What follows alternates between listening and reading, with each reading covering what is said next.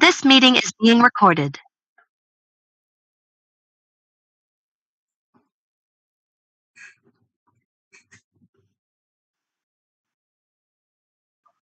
Okay, sure. Thank you. Thank you to all organizers for giving this opportunity to give a talk here.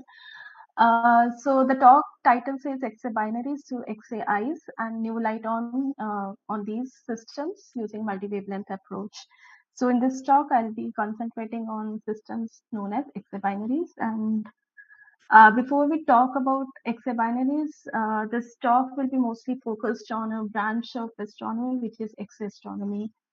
And in X-ray astronomy, it is different from other branches of astronomy. Here we are dealing with photons, and we weigh them in terms of energy. And usually they are classified as soft X-rays and hard X-rays based upon the energies of X-rays we observe. So if your energies are less than 0.1 kV or 1 kV or so these are like qualitative classifications.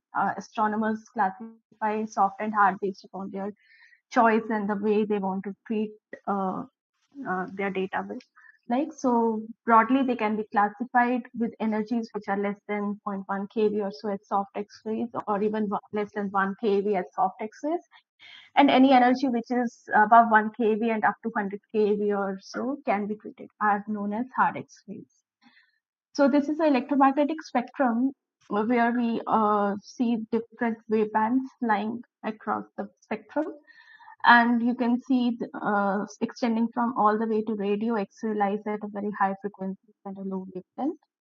So this impression or artistic impression can actually help us scaling the wavelength also in terms of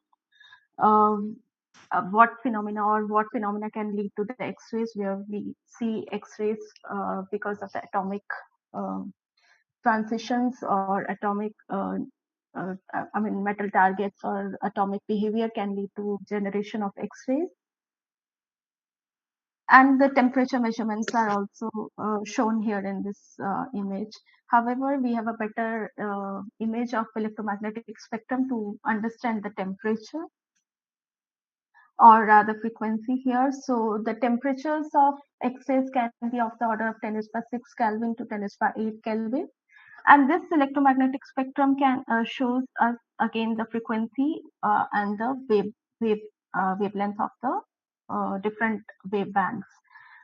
So as we can see, the X-ray frequencies can lie between 10⁻16 hertz to 10⁻20 hertz or so. Now, in terms of energies, when we say that it can be up to few hundreds of keV. So any energies between 0.1 keV to 250 keV is classified as X-rays in astronomy. And then the question is, I would like you all to think about why medical radiologists call 2 MeV photons as X-rays, not gamma rays. I mean, I would appreciate if some responses are allowed, but if not, we can talk over this. Can I ask organizers? So, what can students respond over chat or something?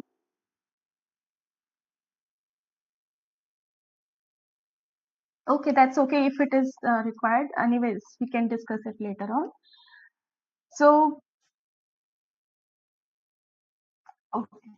okay. So usually, I will just try to brief on that. What we have gathered information is like for medical radiologists, when they the processes which is causing that emission is by electron impinging on the metal target. Now the target here is atomic, not the nuclear. So unless it is a radioactive phenomena, they will not call it as gamma rays. But however, astronomers or astronomers in general, they usually weigh in terms of photon energy. So they'll classify this as X-rays, not gamma rays. This as gamma rays, but not X-rays. Now to give you another impression where we can see what we can infer from the X-ray image and what we can get information from studying the same object in a different wave band. So here is this this is not an artist impression. This is a real image of Cassiopeia A, supernova remnant, which is on the left captured by Chandra, and on the right we have this image in the radio, captured using radio observatory. Now, then X-rays, the different colors here would mean different, lead to the information of different abundances of the elements which consist of the supernova remnant, while in the radio band we infer about the information about the synchrotron emission, which is the major cause or major phenomena or processes leading to the radio emission in this particular object. To illustrate more on this image, this is the X-ray spectrum where we get the information of your counts versus energy in the X-ray band. So this is the spectrum being taken with Chandra observatory. As you see a sharp emission lines on superimposed over the continuum here, and these elements are the constituents of the supernova remnant and has been observed in the X-ray spectrum of Cassiopeia A. And if you move back to the image, basically these different colors give you the information about those elements which constitute this Cassiopeia A. And in this X-ray spectrum plot, you also see that these lines are superimposed on a continuum emission, and the continuum emission here is a bremsstrahlung emission here. So as we all know, the phenomena that leads to the bremsstrahlung emission, or it's a breaking radiation, so that is the continuum, and over that we have abundances of the all elements, and that information we gather from X-ray instruments compared to studying the same supernova remnant in other wave bands. So we can actually infer more information about the nucleosynthesis process that occurs during a supernova explosion and that lead to a supernova remnant and so on. So giving you a brief glimpse about different physical processes that can lead to the X-ray emission in the X-ray band. So one of them is synchrotron emission, and this is a non-thermal X-ray emission which we observe in the X-ray spectrum of quasars, and this is also responsible for the radio emission in supernova remnants. Now, we might all be very familiar with the origin of synchrotron emission or synchrotron radiation, which is basically when the relativistic electrons are moving in the field lines of the magnetic field lines. They basically generate the emission which is known as synchrotron radiation. And I'm sure in the IUCAA summer school, you might be going through the lectures where we will understand how the radiation occurs or what causes the acceleration of the charged particle leads to the radiation, which is given in the form of minus dE by dt and acceleration perpendicular and parallel components. So if we just do some sort of mathematical calculations, I'm not going into deep into the mathematical calculations, which I'm sure in the lectures you'll get familiarized with these equations. That can lead to the radiation, which is synchrotron radiation in this process, is occurring or is emitted in the form of this, where sine square alpha is the pitch angle, which is nothing but the angle of your perpendicular to the parallel component of your velocity. And you see there is a gamma factor here, which is again the relativistic factor. And since we are dealing with relativistic electrons here, so the Doppler boosting and other phenomena which is due to the relativistic effects can, leads to the Doppler boosting of the radiation in the synchrotron radiation. However, the lower limit or non-relativistic limit of this synchrotron radiation is known as cyclotron radiation, which is a sort of another features we observe in the X-ray spectrum of high magnetic field neutron stars. So when we treat your electrons in a non-relativistic regime, instead of synchrotron radiation, we see some discontinuous features, which is known as cyclotron features. And this is the X-ray spectrum of two different sources, HERX1 and 4U0115. These both are high magnetic field neutron stars, and we observe this absorption features in the X spectrum in the higher energy bands or hard X-rays. And these cyclotron resonance scattering features are very important features to understand or to determine the magnetic field of the neutron stars. And this is one of the very few direct ways by which you can estimate the magnetic field of the neutron stars. And this is usually observed in the X spectrum of X-ray pulsars. Again, as we all know, X-rays cannot reach Earth, so we have to have instruments in the space to collect photons or to get information about X-rays.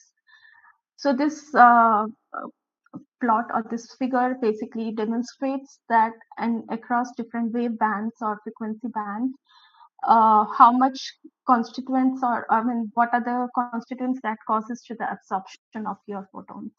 And if there are two curves in this for each band, basically the two curves means the upper top curve here will mean basically the 50% of your photons are being absorbed, and while the lower curve means only 10% of the photons to reach us. So this plot on the y-axis, if you see the left y-axis, it shows the log fraction of atmosphere above the detectors, and on the right x-axis, it's the altitude above which we should go to reach or to get the significant number of photons to get meaningful astronomy being done. So as you can see in the X-ray band, basically we have to go all the above atmosphere to extract information or collect X-ray photons. While in different wave bands, we can have ground-based observatories based upon the constituents on the atmosphere that can lead to absorption or not.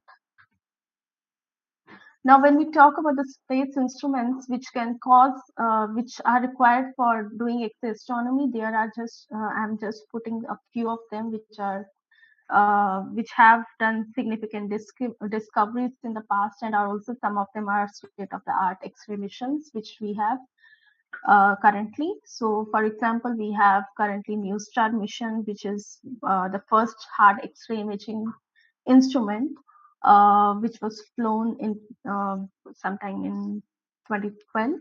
And then we have AstroSat, which is India's first multi-wavelength X-ray mission, which is again one of the best suited instrument for studying X-ray binaries, and it has instruments which are 5 payloads on board. One of them is ULXs, and which is again comparable to the past NASA X-ray mission RXT PCA, which was a proportional counter on board satellite, and it has excellent timing property, which makes it very good to understand the fast variability we observe in X-ray binary.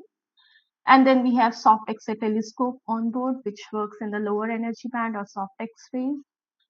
And then we have CCTI, which is working at a very higher energies or hard X-rays, or it can also extend above 15 kV or so.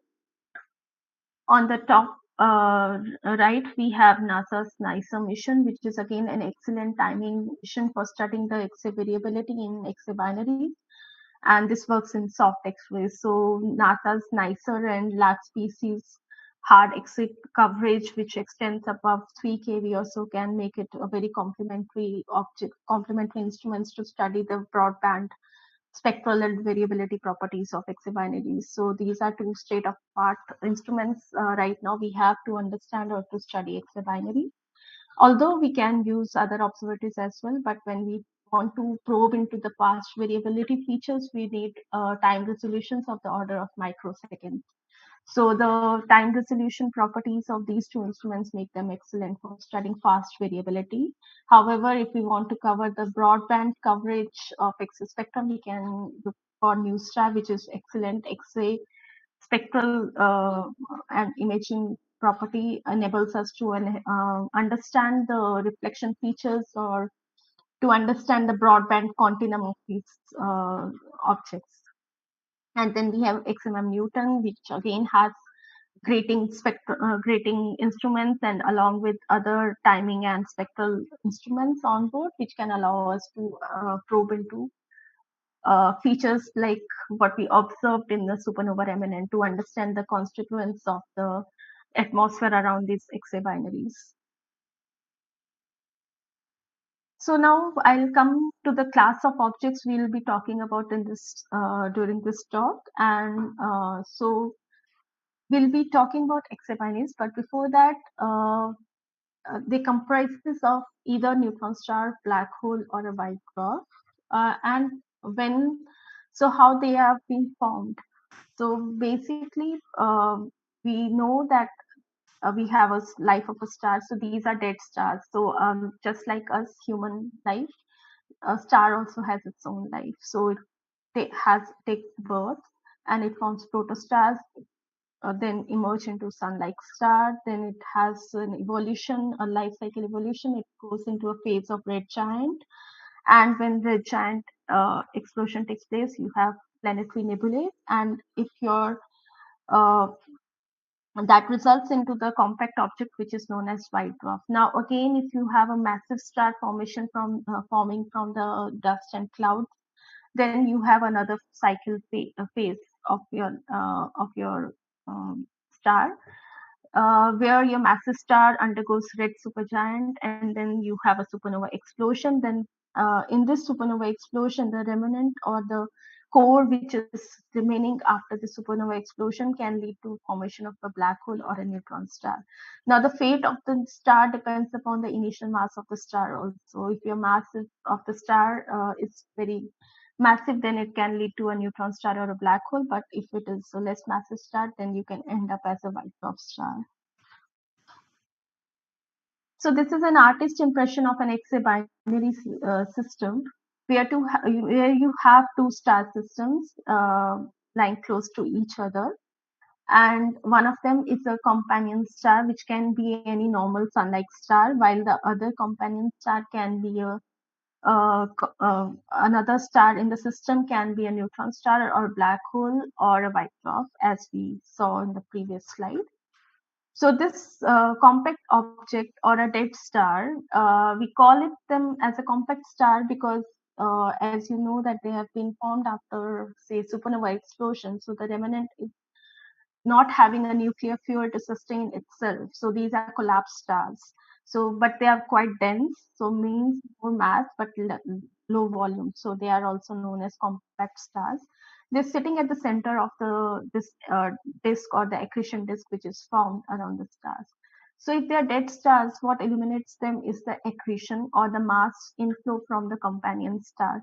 From the companion star, basically because of the strong gravity, they accrete matter from the companion, and because the angular momentum of the incoming matter is huge, you cannot expect to have the matter directly impinge onto the compact object, which can either be a neutron star or a black hole. And then because of this gravitational energy release, we see X-ray emission. And this is how, because they predominantly emit in X-rays, we classify them, or they are known as X-ray binaries. And this impression basically shows different constituents or different emissions which are observed in these class of systems. So as you can see, there are jets also being observed in these systems. However, these jets are not in X-rays but in the radio band. We'll briefly touch this part of multi-wavelength study during the end of my talk.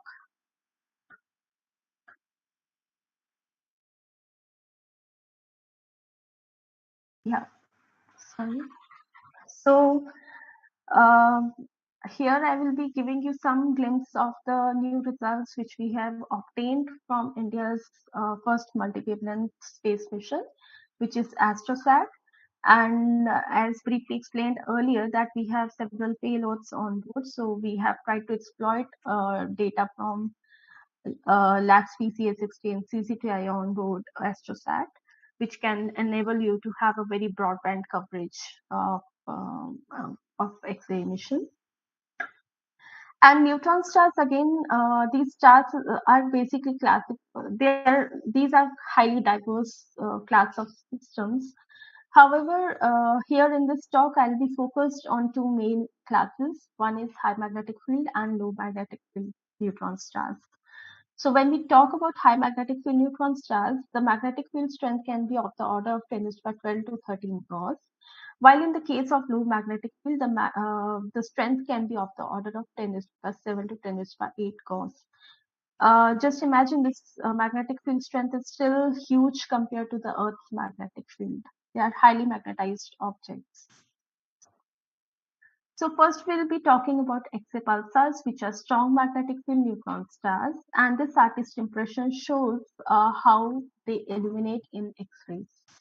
So we have in the neutron stars, which is a strong magnetic field object of the order of 10 to the 12 to 13 or Gauss system. And then you have an accretion disk found because of the mass accretion from the companion star. And on this axis shows the rotation axis of the neutron star, and while this axis is the magnetic pole axis or the magnetic field axis of the neutron star. Then, because of the strong magnetic field of the neutron star, the matter does not spread throughout the neutron star. However, it is channeled onto the poles of the neutron stars by the magnetic lines of forces. And due to misalignment between your magnetic field axis, the field axis, and the line of sight, you observe pulsations, which are known as X-ray pulsations. So this is another image of showing neutron stars sitting here, and you have an inner accretion disk, or you call it as magnetospheric radius in these systems, or Elfman radius, which is basically suggests the extent up to which the magnetic field strength can be felt across the neutron star. And one can estimate the radius or the Elfman radius of the neutron star by assuming your magnetic pressure balances your ram pressure, which is ram pressure is because of the gas being gas being accreted from the companion star. So if we equate the magnetic pressure with the ram pressure, basically you get the equation which gives you the measure of the Elfman radius. And Rm, if you observe this equation, you can assume the certain mass and the magnetic movement of the neutron star, and the variable parameter is m dot, which is your mass accretion rate of the neutron star. Now, if we again stare at this equation basically suggests that the radius or the Elfman radius is variable parameter which depends upon the mass accretion rate, and it's inversely depending upon that, which means if your mass accretion rate is higher, then you expect to have Elfman radius closer to the neutron star, and if your mass accretion rate is low, then you expect to have Elfman radius or the magnetospheric radius well above the neutron star. And this is a very important factor because this can allow you to have a neutron star spinning up and the spin down, because these are spinning neutron stars, and the spin frequency or the rate change of your spin frequency of the neutron star can be evaluated by this equation, where again you can assume a certain mass, magnetic moment, and moment of inertia of the neutron star. Even the radius of the neutron star is considered to be fixed. The variable parameter is L, which is accretion luminosity. Now this accretion luminosity is given by gmm dot by r star. Again, for fixed neutron star parameters, the m dot is the variable. Now this is directly proportional to your 6 by 7 power. So which means if your mass accretion rate is higher, you expect your neutron star to spin up, while if your mass accretion rate is low, you expect it to be spinning down. So these are emission geometries which are being proposed in to understand the pulsar emission or mechanisms. So one of them is known as fan beam and other is known as pencil beam emission. So fan beam and pencil beam emission, we believe it is dependent upon the mass accretion rate. So when your mass accretion rate is very high, then basically, because as I mentioned, these are magnetized neutron stars, so the metal is being channeled onto the poles of the neutron star, and it forms a sort of a cylinder on top of the neutron stars. And if your mass accretion rate is higher, you expect the cylinder to be completely filled, and the X-rays which are illuminated are exiting from the gaps close to the neutron stars from these edges, these red arrows being shown. So this sort of emission can lead to a certain type of pulsar emission, which we observe in the bottom panel. I'll come to that. And in the pencil beam emission, we basically expect that this hollow cylinder or the cylinder on top of the neutron star is not completely filled. So it has some space which can allow your X-rays being emitted from the surface of the neutron star to exit the hollow cylinder. So now at when they reach or they arrive us following this cylinder on top of the neutron star or the accretion column, we call it as, then at each depth or height of the accretion column, we basically have different densities of the gas. Then again, we have gravitational effects like light bending, etc., which can modulate your X-ray emission. And hence, when we talk about pencil beam emission, we expect the accretion geometry to be more complex compared to the simple profiles which we expect from the emission from the edges of the neutron star. So on the bottom panel, we see some sort of, what we term as pulse profiles. Basically, these are the intensity versus pulse phase information. Now, this phase is the spin phase, which has been calculated based upon the spin period of the neutron star. So your spin period has been converted into the phase information and basically giving you the intensity variation across the neutron star phase. And if you observe these profiles, and here it's energy resolved pulse profiles. Basically, we have used light curves or the intensity profiles in the different energy bands, as you can see from this plot. So energies were split into 2 to 5, 5 to 8, 8 to 12, and 12 to 20, and 20 to 30 keV bands. And if you observe this, you see that there's a very sharp bihome peaks which are observed at a very lower energies, while at higher energies you do not observe such features, or rather at a very higher energy, which is in the bottom panel, 20 to 30 keV, you expect to have a very simple and a sinusoidal type of profile. So what causes this energy dependence of these pulse profiles basically is because we know X-ray are highly penetrating at higher energies. So basically at very high energies, they do not interact much with the accretion column and just penetrate above from the accretion column without much interaction. While in the lower energy bands, you expect to have more interaction of your X-ray emission with different depths or different heights of the accretion column, causing the modulation in the X-ray pulse profiles. Hence, more complex geometries at lower energies, while very simple profiles at very higher energies. And if you want to understand into deeper about the shapes of the pulse profiles, what causes this modulation or the change, then we basically have to model the pulse profiles with these mix of pencil beam and the fan beam to understand the contribution of your fan beam emission and the pencil beam emission, which is again a very state-of-art research problem, because we want to understand the contribution of each emission mechanism and to find out the accurate geometry of these systems.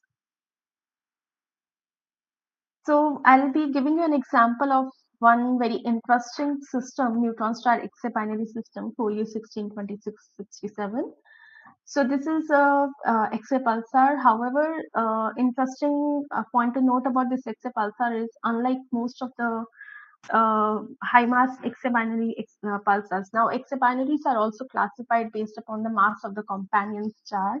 If your companion star is massive, say greater than 8 solar mass or so, then they are classified as high mass X-ray binary, high mass X-ray binaries, while any a star system companion star, which is less than a solar mass, are classified as low mass exobinary star systems.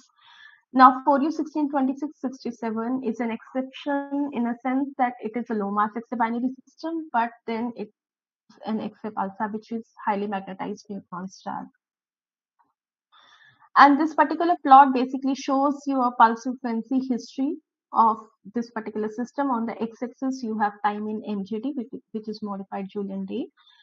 And this pulse frequency history basically shows in the time around 48,000. And if you convert this MJT to the calendar dates, it comes around 1990, and at around 54,000, it's around 2018.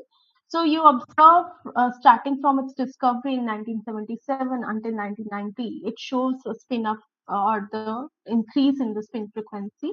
And then sharply, there is an abrupt change in the spin flip, which lead to the lower the decline or decrease in your spin frequency with time. And again, after 2018, they underwent another torque reversal, which led to the spin up of the neutron star. So in this particular system, we try to explore or understand is there any relation between your pulsophiles and the torque reversals taking place. So we classify that as phase 1, which is your first spin up phase, and phase 2, which is a spinning down phase, and then again phase 3, when it again underwent a second torque reversal and was showing a spin up phase. So we looked at all the archival observations which were available to us, and interestingly, we do observe a similarity in all the pulsophiles during phase 1, which was spin up phase, and you can see the bihorn nature of the peaks in the pulsophiles in all the pulsophiles collected during phase 1. Then, if we look at the data of phase 2, which was a spin down phase, you observe that there is a prominent dip taking place at all the in all the pulsophiles collected during spin down data. And then spin up phase, again there is a reappearance of your bihorn nature of the peak. So if you look these profiles together for phase 1, phase 2, phase 3, we see there is a similarity between phase 1 and phase 3. And this phase 1 and phase 3 are basically belonging to the spin up phase of the system, where your spin frequency of the neutron star was showing a continuous increase, while this is a spin down. So there is a dissimilarity between spin up and spin down. So the question arises, what happens at the instance of torque reversal? So by performing this study, we've established a clear correlation between accretion torque and its pulsophiles. So basically, from the standard model of accretion spin up of the neutron stars, we believe that mass accretion rate is sole criteria of causing the spin up and spin down. So if you recall the equation which I showed you, where nu dot was directly proportional to your accretion luminosity, that equation is known as standard model for spin up. That suggests if your mass accretion rate is higher, or then you expect for the neutron star to show the spin up. While this study shows that it cannot be the sole criteria for causing a torque reversal, because we see a change in the accretion geometry also with the change in at the instances of the torque reversals. So there may be change in the accretion mode that happens at the instances of torque reversals, and hence your pulsophiles are also correlated with the torque reversals.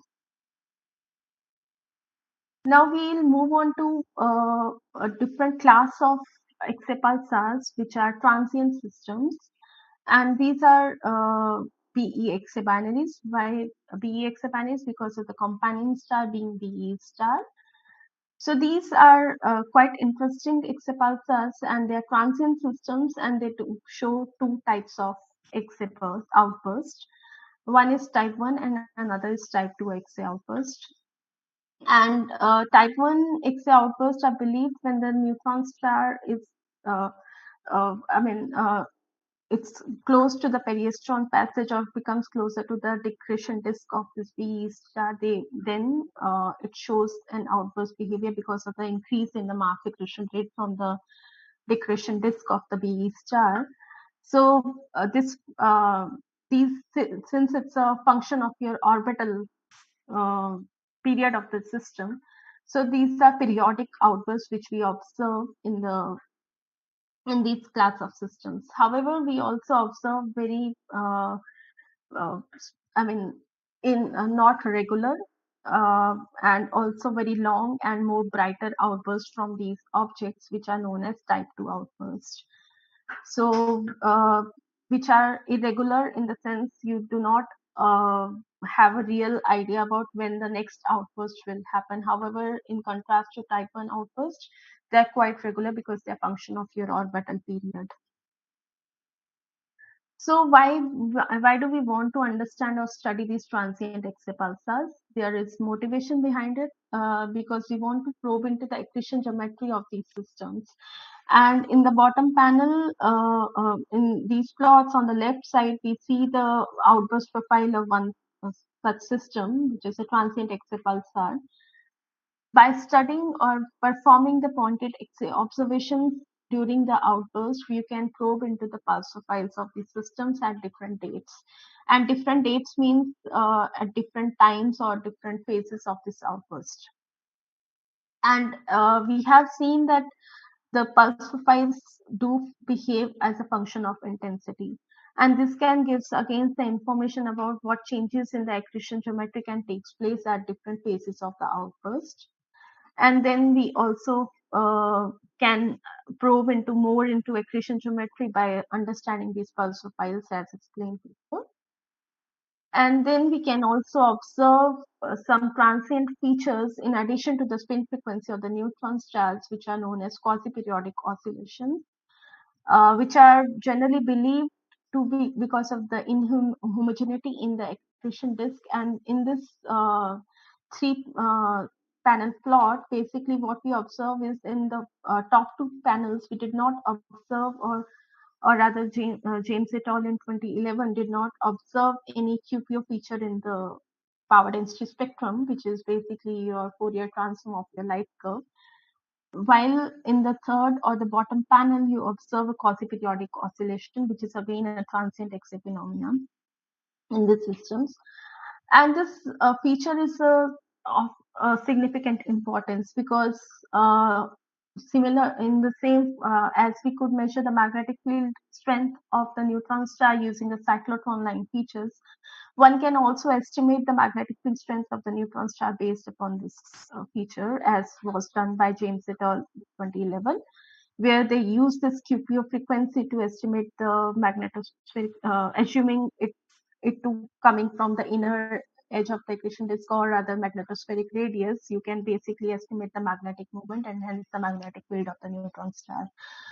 And then, of course, the cyclotron line features in the X-ray spectrum, they do show some trend in the X-ray pulsars based upon their function of intensity. So this can also lead to more insights into the magnetic field configuration on these class of objects.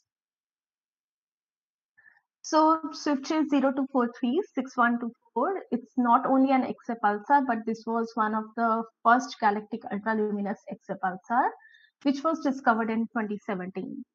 And this particular X-ray pulsar reached an X-ray luminosity of 10⁻39 ergs per second, and that's why since it reached above the Eddington limit, it is known as ultraluminous or super Eddington outburst of this particular source. Given its distance measurements with Gaia of 7 kiloparsecs, this lies within our own galaxy, and that's why it is the first galactic ultraluminous X-ray pulsars. And to mind you that we have very handful ULX systems known so far. There are only a few dozen, only a dozen of ULXP, neutron stars, ultraluminous X-ray pulsars. Mostly we believe that ultraluminous X-ray systems are from the black holes rather than neutron stars, but now we know from the X-ray timing characteristics, we do observe pulsations in these systems, which again suggests that it is a neutron star accreting at super Eddington level. So when this particular system underwent an outburst, AstroSat observations were proposed. These were the target of opportunity observations proposed by us, and where we look at different phase of the outburst.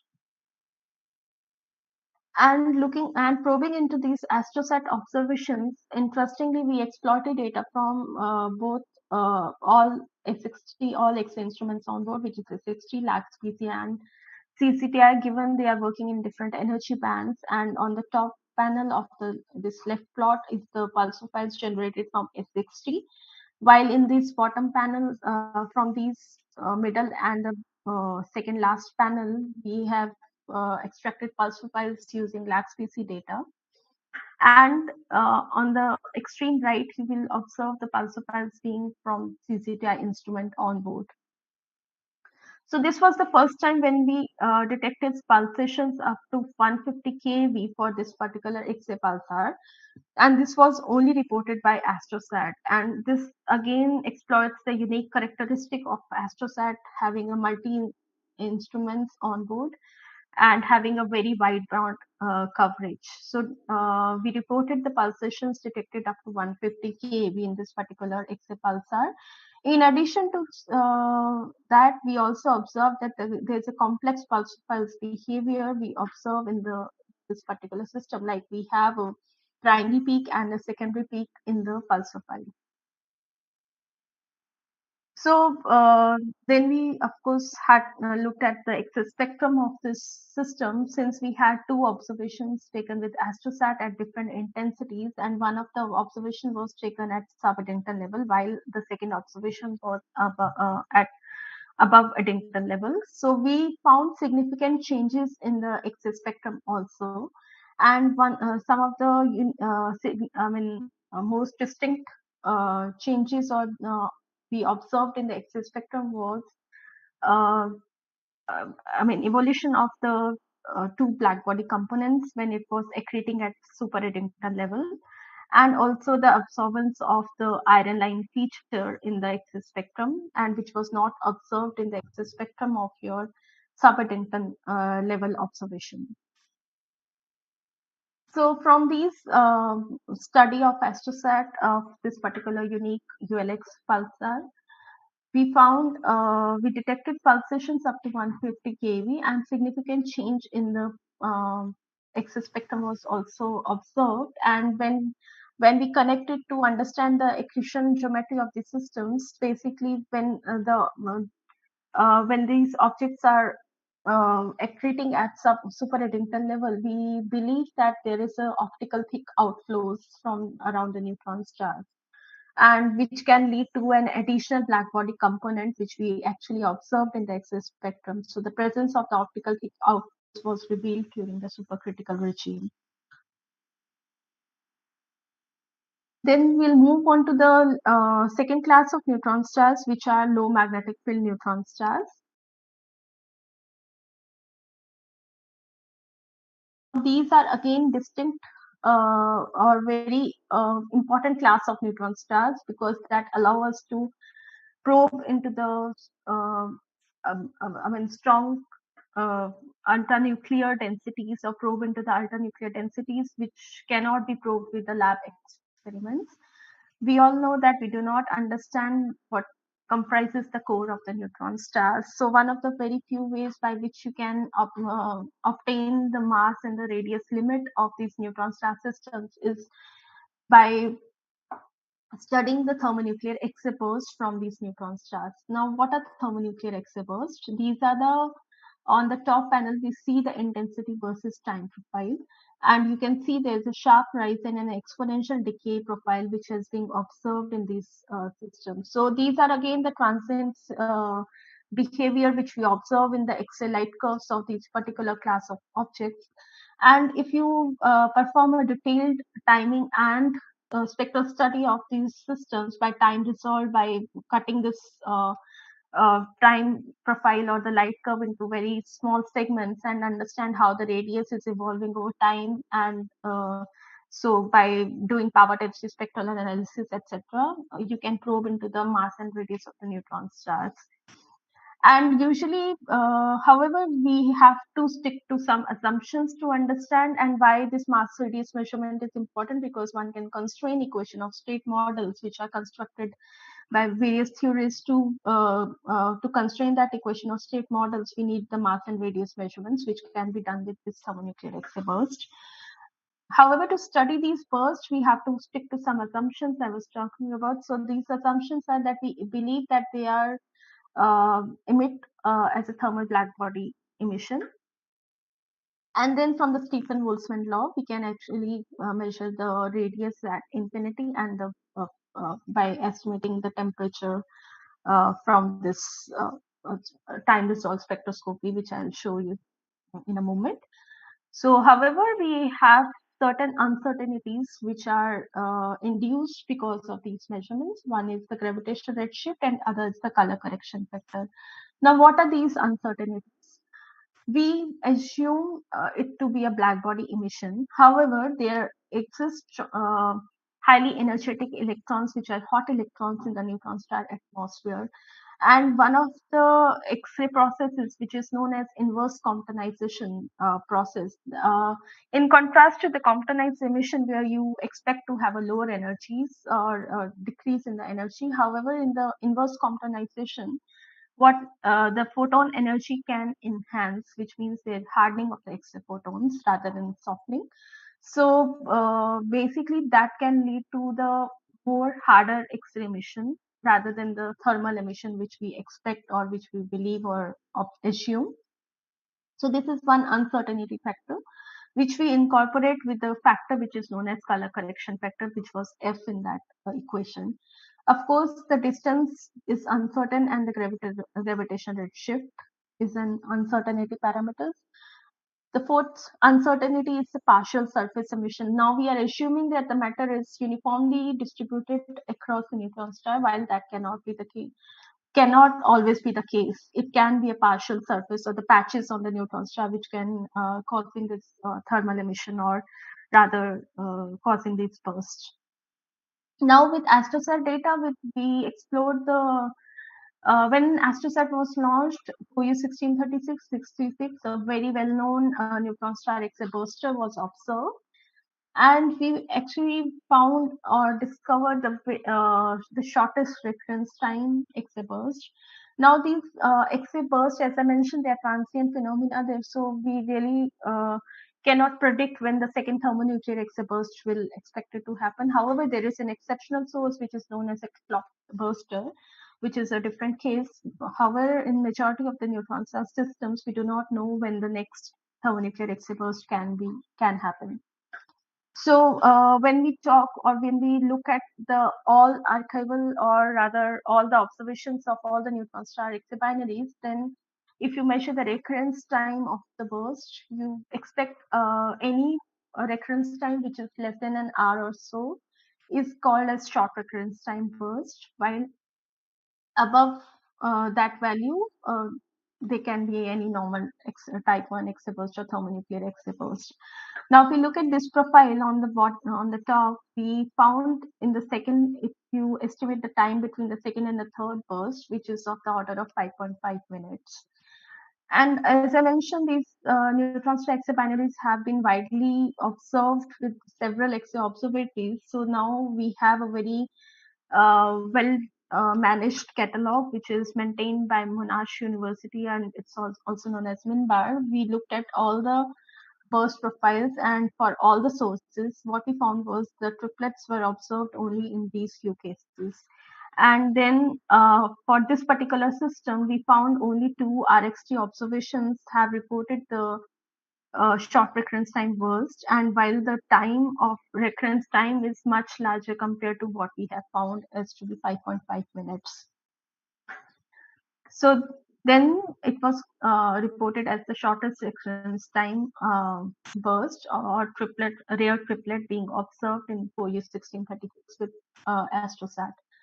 Now with new star observations in 2019, we found again a rare triplet, and this time we found the recurrence time to be 3.3 minutes, and which is one of the shortest now we know for this particular system. So I was talking about the time resolved spectroscopy. So this is the plots which basically show how the time resolved spectroscopy can be performed during these thermonuclear X-ray bursts. On the top panel, we have a burst profile, which we saw previously, also a fast rise, and then we have an exponential decay. And here we have basically the temperature measurements which were done by assuming the black body emission across this thermonuclear X-ray burst, and we have the normalization parameter which can be converted into your radius, and you observe this profile. So this is how we do radius measurements using time resolved X-ray spectroscopy during these thermonuclear X-ray bursts. Now, last part of my talk will about the multi-wavelength coordination to obtain deeper insights into these X-ray binaries. While we know they predominantly emit in X-rays, but then we do have contribution of other wavelengths and different parts of the X-ray binary systems. Now, if we look at this geometry or image on the right, we see there's a compact object having an accretion disk, then you have jets, and you have uh, your accretion disk or your outer part of your accretion disk is believed to emit a lot of optical emission. Then your inner part of the accretion disk can give rise to the UV emission, and then there can be contribution of from the jets to the optical emission as well, and the jets which are the outflows from these systems are eliminated in radio bands. So in order to understand the complete picture of these systems, we need more multi-wavelength coordination so that we understand at each time scales or at each waveband how these systems are behaving. So one example of such study is SWIFT 1357.2 minus 0.933. It's a confirmed black hole candidates black hole binary. It's an exit transient, and in this particular system, these are the optical light curves which are shown here. And if you look at these R band optical light curves, we observe prominent dips in the light curves. And if you do the Fourier transform of these light curves, we find a very sharp peak in the power density spectrum, which is of order of few hundred seconds or in the millihertz regime. And if we so this plot at the bottom is showing you the frequency evolution of this particular features which you observed in the power density spectrum across different dates. So these observations were taken at different dates as the transient again of outburst of this particular source was monitored, and this is how the frequency of the system evolved. Now, to explain this evolution of your frequency, there was proposed a geometry which believes that there exists a torus or a clumpy structures in the inner part of the accretion disk, which is causing that absorption of that emission which is taking place in this system and causing these X-ray dips. And as you move along the outburst and close to the decline phase, this obscuring structure is moving outwards, and hence your this frequency is rather going very low, or it's increase in the period. So this was the first time this such obscuring structure in the inner part of the accretion disk was proposed. And now, if we believe that there is a obscuring structure in a part of the accretion disk, then in comparing it to the AGN geometry, we expect to observe certain sort of reflection features in the X-ray spectrum.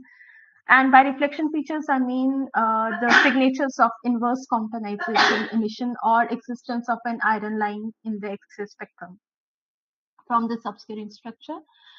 And then we proposed in 2017, the second outburst of this particular source happened, and we have a multi-wavelength coordination with different observatories. So this source was also observed with SWIFT, NuSTAR. In the red arrows here, we see the NuSTAR observations being made, while the black data points are covering all the XRT observations proposed by us. And there we see how the luminosity of this outburst was varying over time, and then we can do a measurement of the shape of the spectrum, X spectrum, how is it evolving with time, and can be measured or quantified in terms of photon index. And we observe that the photon index is showing an increase in the value as your outburst is basically declining, which again the photon index at a higher value means your softening of the X spectrum or the steepness of the X spectrum, which means that as your outburst declines, your X spectrum becomes soft. And again, from U-Boat instrument on-board Swift, you can have the measurements of your optical and UV flux, which is basically showing sort of a similar behavior as an X-ray flux. As I mentioned, to probe into the X-ray reflection features, we had proposed new star observations, and this is an image which shows that how the X-ray can be reflected from off the accretion disk, and we can expect to measure signatures of reflection features or the cutoff at higher energies or energies above 10 kV. So that was our motivation to have new star into picture, because new star can have a good spectral resolution and extends to higher energies up to 80 kV or so. So we looked at the X spectrum of this particular system, and in the green we see the Swift XRT observations, which were contemporaneous to the new star observations. And these are the two new star observations being made, and the green are the XRT observations which lie close to these star observations. In none of these observations we found signature of reflection features in the X spectrum. We tried to model it with the reflection more state-of-art relativistic models, reflection models. However, as you can see, the spectrum is blank, it's flat. We do not really observe any significant feature in the X-ray spectrum, so it was very difficult to constrain the spin or inner edge of the accretion disk with those models. And the photon index being observed again suggests it was in a hard X-ray state of the system. And then in 2017, we also had optical coverage, which had optical light curves. Again, the optical light curves did show sharp dips, while in the X-ray band, we did not observe any prominent dips in the X-ray light curves being taken with NuSTAR. Based upon our, again, this multi-wavelength study of this particular source, we tried to explain each and every feature we observe in different band. So we come out with a comprehensive picture of this particular system, which suggests that there can be the extended corona on the top of this black hole, black hole in the system, which can be the cause of the X-ray emission which we observe, and this may be the reason that we do not observe X-ray dips, while the obscuration in optical band can be because of the torus, which is basically the obscuring medium material which is in the inner part of the accretion disk and is moving outwards as the outburst progresses or goes to the, and it's probably in a high inclination system, which again suggests that we are fading away your reflection features in the X spectrum. So with that, I would conclude and say thanks. And this is the power of multi-wavelength astronomy or multi-wavelength imaging of such systems to understand the complex geometry of these systems.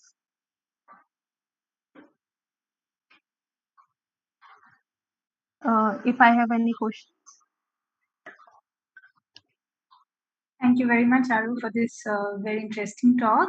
So you will find some of the questions sent by the participants. I have also shared by chat, so you can answer a few from them, or you can ask them to unmute and ask questions as you like. Sure, I'm fine with both options. If they are allowed to unmute, I can take questions even. Unfortunately, I can't see the chat window somehow. You also received it by email. Okay, so if I'm allowed to answer by email also? So I have sent you the link on chat and also by, so Santosh has sent you by email. So if you click on that link. Yes, I got it.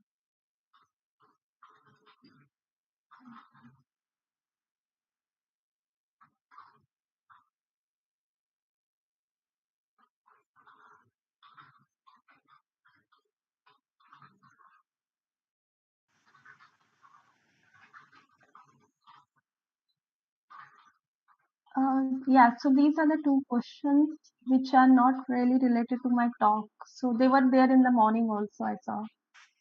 Okay, then you can, if anyone wants to ask questions, we can ask them to unmute. Yeah.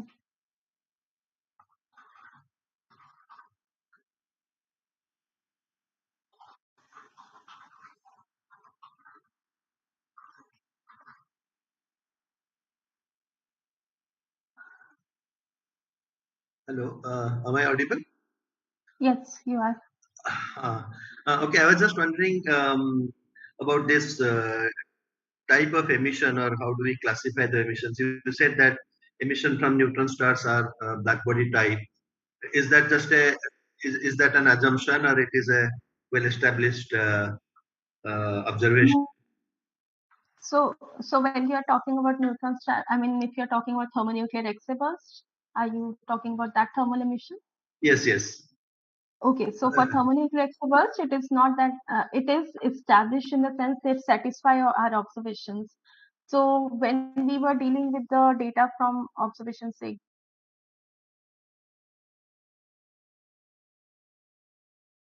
looking at the data for that, give you a good value of your reduced chi-square, which is an estimate of whether your fit is good or bad. But when with the more sophisticated or higher energy band coverage, we have now found that there are signatures of hard or rather non-thermal X-ray emission also, which suggests that there can be a contribution of your persistent emission to your thermonuclear exoburst. So then we also have alternative methods, which assumes that black body emission, in addition to that, to take into account the contribution of your persistent emission, we have a factor which is known as this method is known as FA method. Now you introduce this particular factor by doing the persistent X spectroscopy and see how this effector varies over thermonuclear exoburst. This will again give you a suggestion, indication that there is a contribution of your non-thermal emission in addition to your.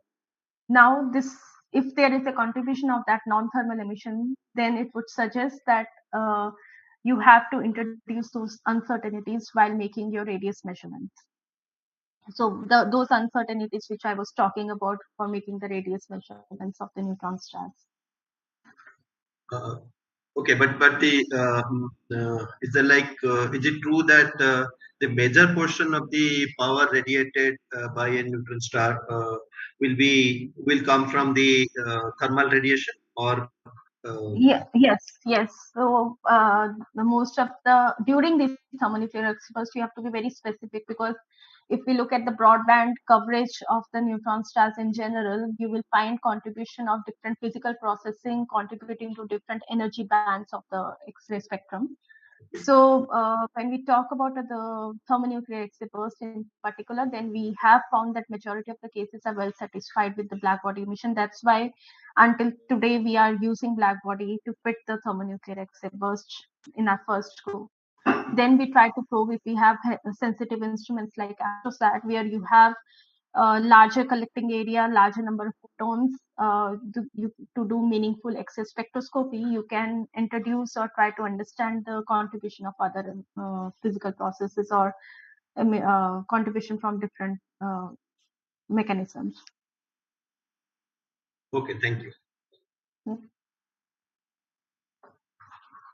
So I see another raised hand from Rata.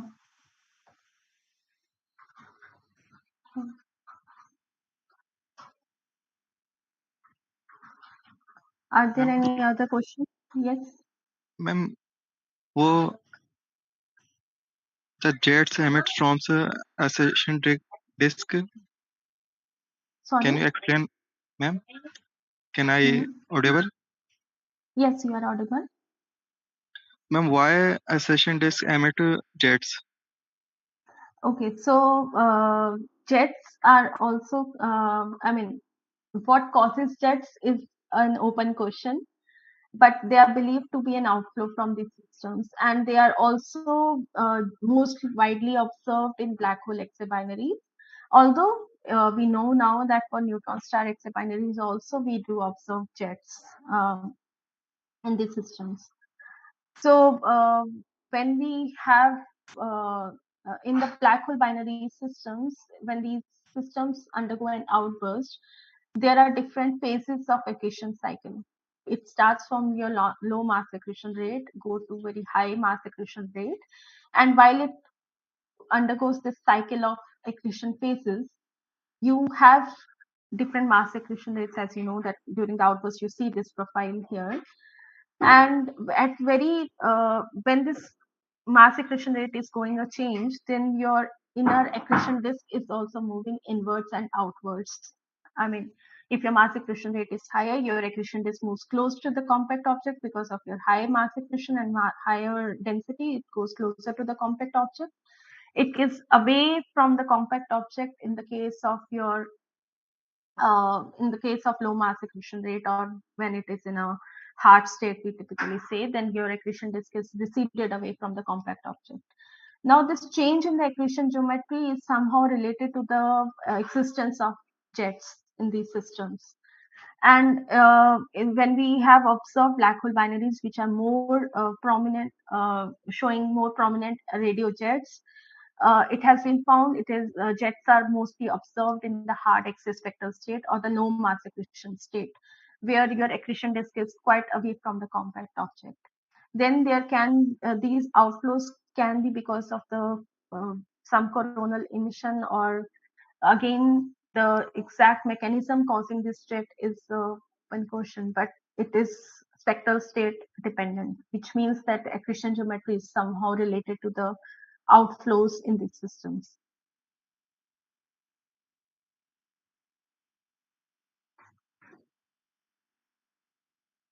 Am I clear?